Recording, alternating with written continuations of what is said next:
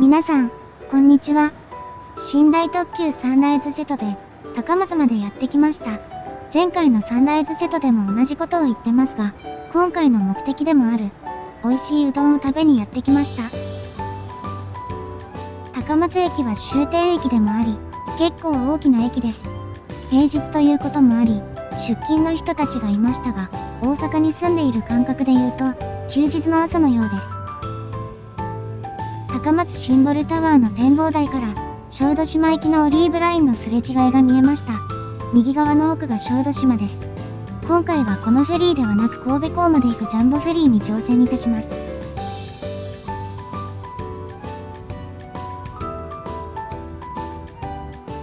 高松に来たら絶対食べに行くぞと思うぐらい大好きなうどん屋さん、うどん坊にやってきました。ここに来たら必ず温かいぶっかけを食べます。今回はおろしぶっかけと鶏天を注文しました。ほんと、うどん坊のぶっかけが美味しいのです。ペロリと完食です。ごちそうさまでした。高松シンボルタワー前の高松駅バス停からジャンボフェリーの送迎バスに乗車します。送迎バス13時30分のバスが来ましたよ。バスはジャンボフェリーのラッピングが施してありました。高松港から出発だとかなり楽なのですが、ジャンボフェリーは高松東港が出発なので少し距離があります。歩くには遠い距離です。と言ってもバスで10分ほどですけどね。高松駅から出ている路線バスに高松東港方面行きのバスがないので、この無料送迎バスを頼るしかないのです。これが今日神戸まで乗船するジャンボフェリーあおいです。2022年にデビューしたフェリーです。ジャンボフェリーは高松東港14時ちょうどに出て小豆島坂手港を経て神戸港に18時45分に到着です。4時間45分の船旅です。さて、乗船手続きをしてきましょう。バスを降りて入り口に入ると人工芝のカーペットがお出迎えです。とても綺麗な通路でした。広い待合スペースですね。それにしても人が少ないな。平日だからかもね。どのフェリー会社もゲーム機が置かれていますが、いらないのではと思ってしまいます。けどあるのだからそれなりに利用者もいるのでしょうか。窓口にて乗船手続きをいたします。ほとんどの方がネットからチケットを発券していますので、すぐ乗船口へ向かいます。送迎バスを降りて20分ほどでフェリーが出発なので、窓口手続きは少し忙しいです。ネットからのチケットが断然おすすめです。まだ新しいのでしょうか。通路はとても綺麗です。椅子が通路沿いに並べられていますが、ここで待機する方がいるのか不思議です。壁には扇風機とエアコンが均等に設置されています。すごい贅沢な使い方ですね。これも少し不思議でした。この通路、夏はかなり暑いのでしょうね。エアコンの数に驚きました。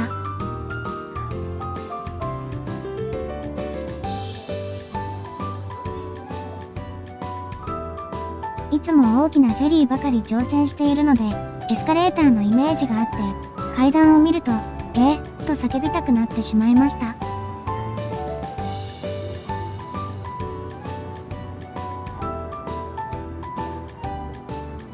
年配の方には荷物を持ってこの階段はきついでしょうね。そういう場合は係員に相談するといいでしょう。きっと助けてくれます。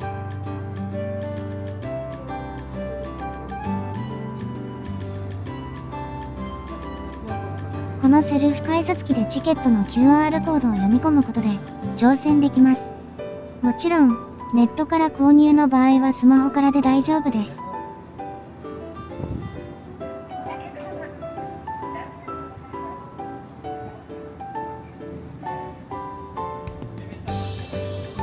さて、フェリーに乗船です。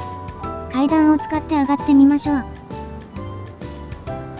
いきなりトレーラーが見えていましたね。なんか今まで乗船したフェリーとは構造が全く違います。甲板がむき出しになっていて、なんか空母みたいな感じです。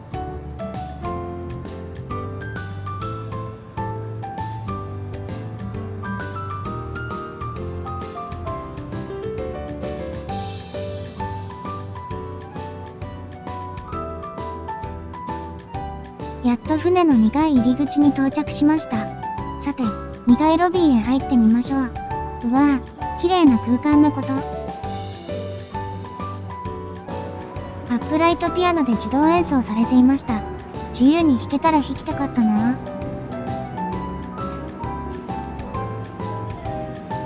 カフェやお土産屋もあって、後で利用してみましょう。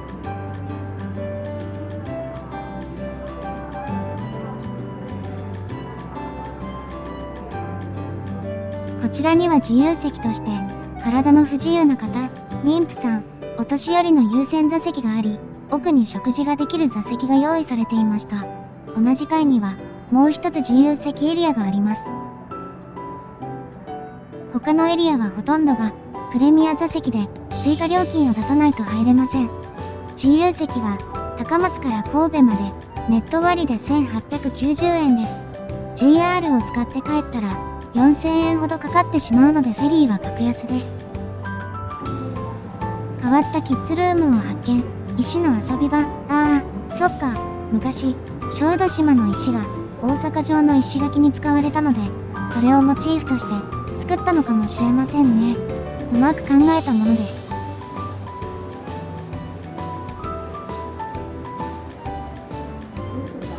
おしゃれに分別されたゴミ箱を見るとちゃんと捨てたくなるような気がします。自由席の奥には自動ドアでデッキに出れるところがあります。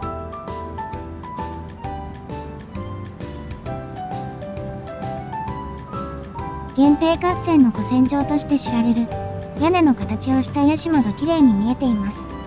今日は天気がいいので瀬戸内の良い景色が楽しめそうです。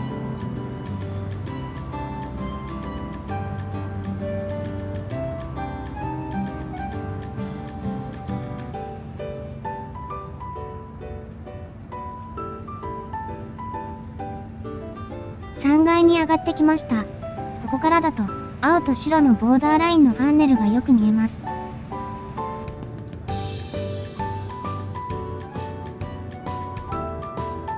その上の4階に上がると芝生の広場というフェリーのてっぺんの屋根に当たる場所に出てきます。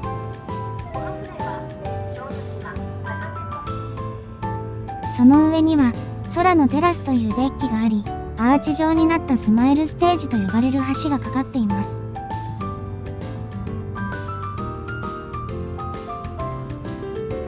船はゆっくりと高松東港を出発しました。数席しかない小さな場所ですが、ここが食事のできるスペースです。食事は高松ということもあり、いろんな種類のうどんが販売されています。私も後で食べようと思います。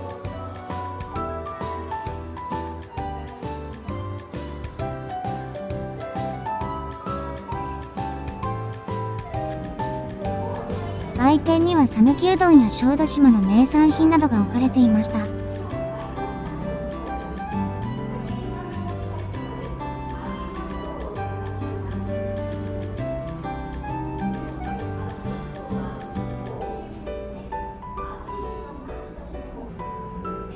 オリーブの香りのクッキーを購入してみました。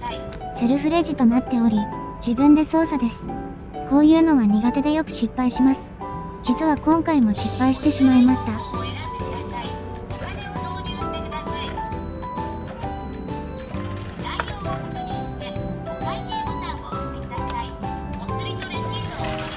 なんとか無事に購入することができて、ほっとしました。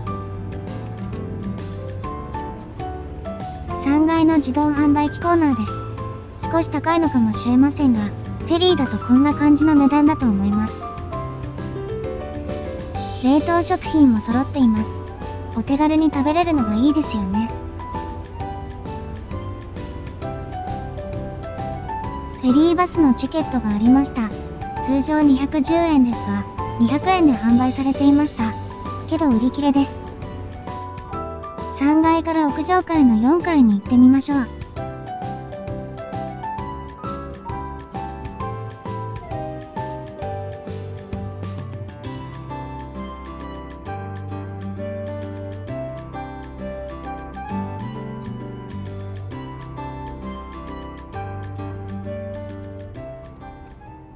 扉を開けると風防止の防御液があり、扉が開けやすい工夫がなされていました。すごいいい景色。さすが、瀬戸内、島々がいっぱいあります。見て、この景色、ほんと晴れていてよかったです。太陽の光が海面に反射してとても綺麗でした。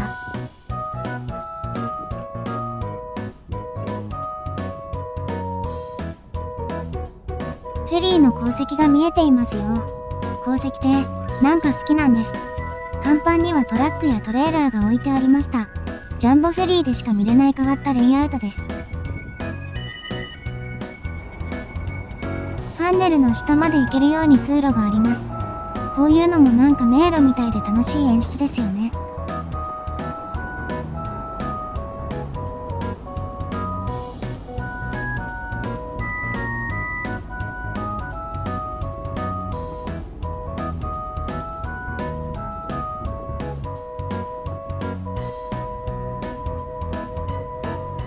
今の時期は寒いからデッキでゆったりとは行きませんが、季節が良ければゆっくり座って景色を見るのもいいです。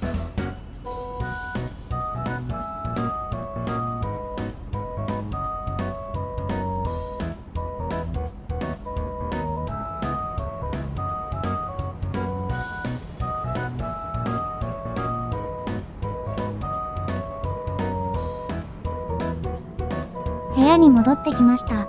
3階から2階へのエントランスはフェリーの中だと思えない空間です。3階に小豆島の醤油作りの樽をモチーフとしたベンチもありました。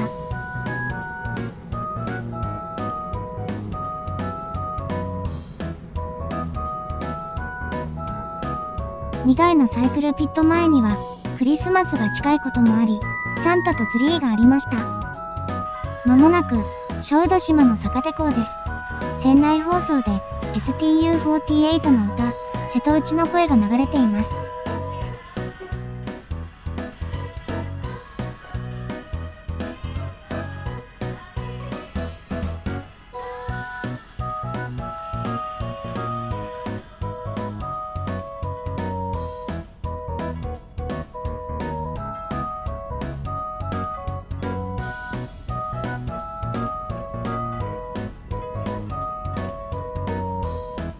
いいですよね。曲と小豆島の坂手港に入港するジャンボフェリーがとても合っているような気がします。この景色は何度見てもいいな。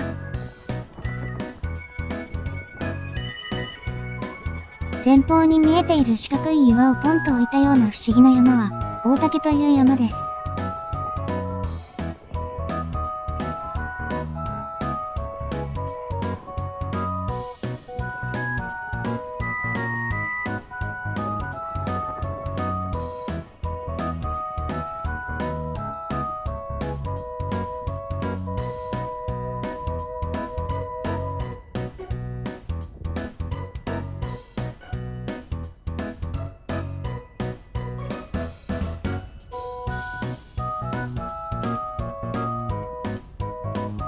小豆島の坂手港が見えてきました。着岸です。神戸まで乗船する方は降りることはできません。注意です。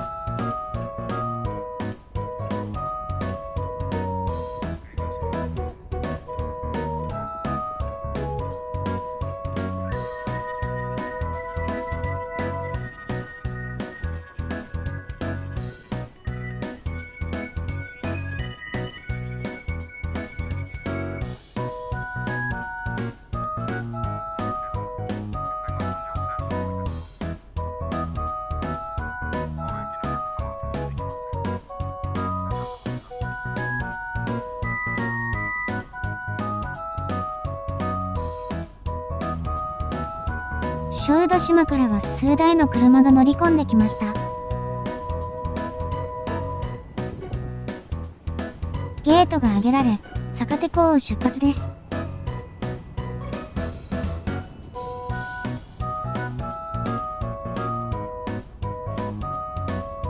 坂手港を出港です。もう準備ができたらすぐ出港する感じでした。矢野部健二さんのスターアンガーという T のボールにトゲが生えているオブジェが目を引きました。日没後から23時半までライトアップをしているそうです。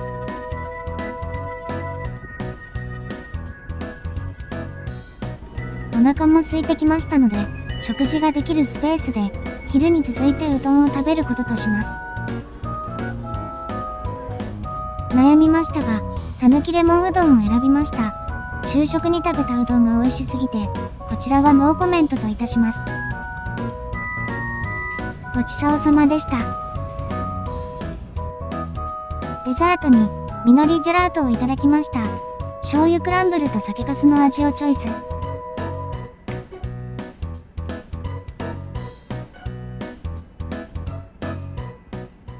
カップに2種類の味のジェラート、クッキー、レモンのドライフルーツが置かれていました。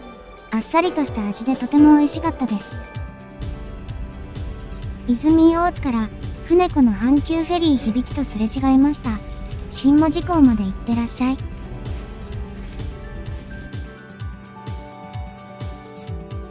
明石海峡大橋と夕日を撮影したかったのですが、日が沈み、夜の景色になっていました。残念ですが、こればかりはどうにもなりません。次来た時は、明石海峡大橋と夕日を撮るぞ。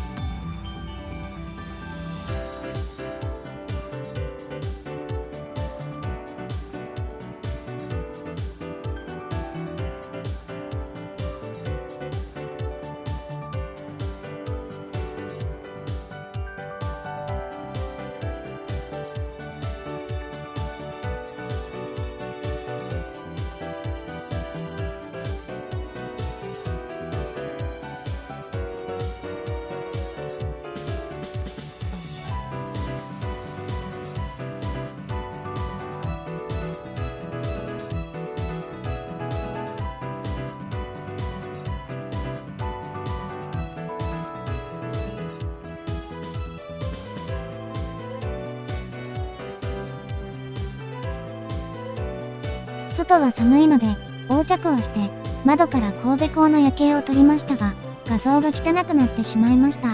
ごめんなさいね。モザイクの観覧車、オリエンタルホテル、ルミナスと神戸を代表するものが映ってくれてよかった。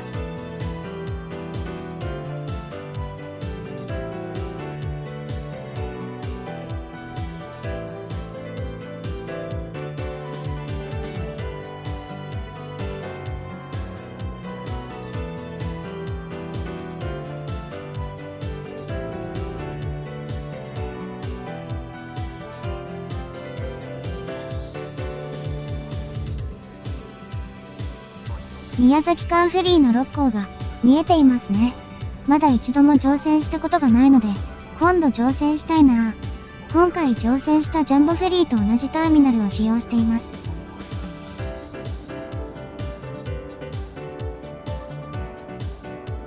葵が着岸しました。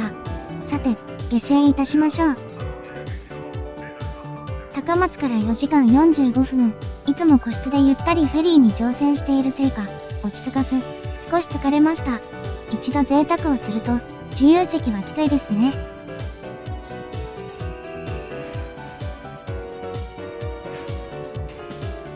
けど、高松から神戸まで安く、乗船できるのは良かったです。ありがとうございました。葵さん。このフェリーは、プレミア座席を使わないと、行ける場所が制限されますので、要注意です。あと、明るい時間帯だけに乗船するのがおすすめです。今回の動画はこれで終わりです。長い時間お付き合いいただき、ありがとうございました。